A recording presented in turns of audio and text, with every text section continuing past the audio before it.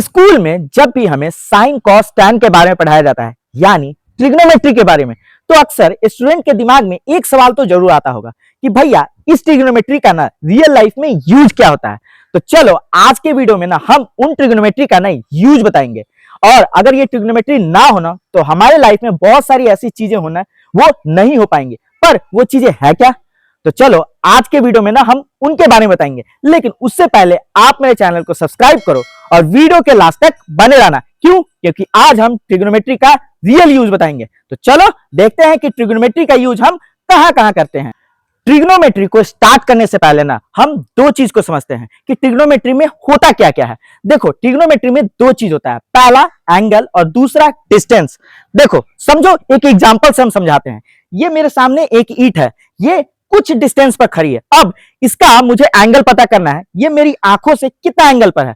तो अगर हमें ये डिस्टेंस पता होगा ना तो हम एंगल निकाल सकते हैं, लेकिन अगर हमें एंगल पता हो तो हम डिस्टेंस निकाल सकते हैं। यानी कि अब समझो क्या है ट्रिग्नोमेट्री में, दो चीज, क्या? डिस्टेंस और एंगल। यानी कि हमारे और ईंट के बीच में अगर डिस्टेंस पता हो तो हम एंगल निकाल सकते हैं, और अगर हमें डिस्टेंस नहीं पता हो, हमें सिर्फ एंगल पता हो, तो हम डिस्टेंस भी निकाल सकते हैं। तो चलो अब हम इसका रियल यूज देखते हैं लाइफ में कि इसका कहां कहां यूज होता है। सबसे पहला यूज, आप ध्यान से देखना, जब भी किसी का घर बनना होता है ना तो छत पूरी तरह से फ्लैट नहीं होता है। जानते हैं क्यों? देखो, जब भी बारिश की पानी आती है ना तो आप देखना छत पर हमेशा एक जगह ना ढलान रहता है, स्लोप रहता है। ऐसा क्यों? चलो ये छत है ना, अब इस छत का हम स्लोप दिखाते हैं। इधर आओ, ध्यान से देखो, इस छत का स्लोप यहां पर है। क्यों? कि ताकि जितना भी पानी जो ये छत पर है ना जमा होके यहां से निकल सके। अब ये छत, ये जो स्लोप है, ये क्या अंदाजे से बनाया जा सकता है? नहीं, यहां ना इंजीनियर्स कैलकुलेट करते हैं कि कितना स्लोप हो कि ताकि पूरे छत का पानी ना इससे आराम से नीचे जा सके। समझ में आया? ये है पहला यूज। अब हम दूसरे यूज की तरफ चलते हैं। अक्सर आपने छत पर ना डिश टीवी देखा होगा, पर कभी सोचा है कि इस डिश टीवी से नीचे टीवी में कनेक्शन कैसे आता है? देखो, सैटेलाइट ना पृथ्वी से 36,000 किलोमीटर दूर ऊपर स्पेस में होती है, लेकिन आप ना देखना, टेक्नीशियन जब आता है ना तो टेक्नीशियन क्या करता है, एक एंगल पर अगर थोड़ी सी भी इधर उधर हो ना तो डिश सेट नहीं हो पाता। तो क्या करता है टेक्नीशियन उस एंगल पर डिश को सेट करता है कि ताकि टीवी में कनेक्शन आ सके। अगर थोड़ा सा भी इधर उधर होगा ना तो टीवी में कनेक्शन एकदम नहीं आएगा। और इसका यूज वो कैसे लेता है? इसका यूज आता है ट्रिग्नोमेट्री से। अगर ट्रिग्नोमेट्री का सही यूज करेगा ना टेक्नीशियन तो आराम से इस डिश टीवी को ना उस एंगल पर सेट कर सकेगा जिससे कि हमें टीवी में कनेक्शन आ सकते हैं। समझ में आया? अब चलते हैं तीसरे यूज की ओर।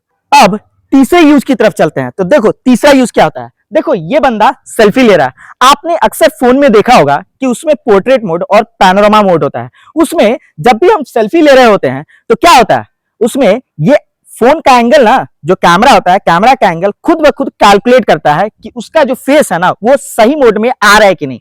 ये कैसे होता है?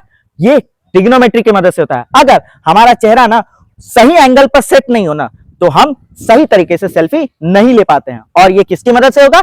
ये ट्रिग्नोमेट्री की मदद से होता है। अब आगे की तरफ चलते हैं, अब चौथे यूज की तरफ चलते हैं। तो चलो देखते हैं, अगर इस सीढ़ी पर हमें चढ़ना हो तो कैसे पता चलेगा कि हमें इस सीढ़ी पर आसानी से चल सकते हैं? देखते हैं, आओ। देखो, अब इस सीढ़ी का एंगल देखो, ये प्योर 90 डिग्री एंगल पर है। अगर हम इस पे चढ़ना स्टार्ट करें तो क्या चढ़ पाएंगे? नहीं ना। और अगर हम इस सीढ़ी को पूरा सुला दें, ये देखो इस तरह से रखें और थोड़ा सा उठाकर रखें, थोड़ा सा उठाकर, अब देखो, अब हम इससे चढ़ने की कोशिश करें तो क्या चढ़ पाएंगे? नहीं ना। क्या होगा? ये सीढ़ी खिसक जाएगी। लेकिन वहीं अगर हम इसे एक प्रॉपर एंगल पर रखें, अब थोड़ा सा और ऊपर उठाना, अगर इस एंगल पर हो तो हम सीढ़ी पर आसानी से चढ़ सकते हैं। और ये यहां पर कौन सा हेल्प करता है? ट्रिग्नोमेट्री। अगर ट्रिग्नोमेट्री ना होना तो हम इस सीढ़ी पर भी आसानी से नहीं चढ़ पाएंगे। समझ में आया? अब पांचवें यूज की तरफ चलते हैं। अच्छा, जीपीएस को कैसे पता चलता है कि हम किस रोड पर खड़े हैं या हम इस घर पे हैं? तो जीपीएस को कैसे पता चलता है? तो देखो, हमारे फोन ना और सैटेलाइट के बीच ना एंगल और डिस्टेंस कैलकुलेट किया जाता है, जिसके कारण जीपीएस ना एग्जैक्ट लोकेशन बता पाता है कि हम कहां पे हैं। और ये किसकी मदद से होता है? ये ट्रिग्नोमेट्री की मदद से होता है। और आगे की तरफ चलते हैं, देखते हैं ट्रिग्नोमेट्री का और क्या क्या यूज है। अब आप ध्यान से देखना, ये है सोलर पैनल। सोलर पैनल को ना इस तरह से एडजस्ट किया जाता है कि ताकि सनरेज ना इस पे बराबर पड़ता रहे। अगर यही सोलर पैनल ना फ्लैट रहेगा ना तो सनरेज हमेशा इस पर नहीं पड़ेगी। और ये कैसे एडजस्ट किया जाता है, ये ट्रिग्नोमेट्री की मदद से एडजस्ट किया जाता है ताकि सोलर पैनल पर ना सनरेज हमेशा बराबर पड़ती रहे। और अगर थोड़ा सा भी ये इधर उधर होगा ना तो सनरेज इसको मिलेगी नहीं और हम इलेक्ट्रिसिटी इसका नहीं ले पाएंगे। तो ये समझ में आया ना यहाँ ट्रिग्नोमेट्री कैसे यूज में आता है। तो अब अगर आप लोगों से कोई ये पूछे कि ट्रिग्नोमेट्री का यूज कहां कहां होता है रियल लाइफ में, तो आप आराम से बता सकते हो। और जानते हो घर में भी यूज होता है। कहां? फैन में, कूलर में, एसी में। अगर उसका जो फैन होता है ना, जो पंखी बोलते हैं पंखी, अगर वो पंखी थोड़ा सा भी तिरछा होता है ना तो देखना आपको हवा नहीं मिलेगी। और वो कैसे यूज करते हैं, वो ट्रिग्नोमेट्री का यूज करते हैं कि ताकि हमें ना हवा मिल सके। अगर ट्रिग्नोमेट्री का वहां पे सही यूज ना किया जाए ना तो हमें हवा एकदम नहीं मिलेगी। आप देखना जब भी आपके घर में फैन होगा ना तो उसका जो पंखी होता है, अगर उसका पंखी थोड़ा सा भी 1 डिग्री या 2 डिग्री थोड़ा सा भी तिरछा हो जाए ना तो क्या होगा, हमें हवा नहीं मिलती है। तो आप आराम से बता सकते हो कि ट्रिग्नोमेट्री का ना हमारे रियल लाइफ में यूज क्या क्या होता है।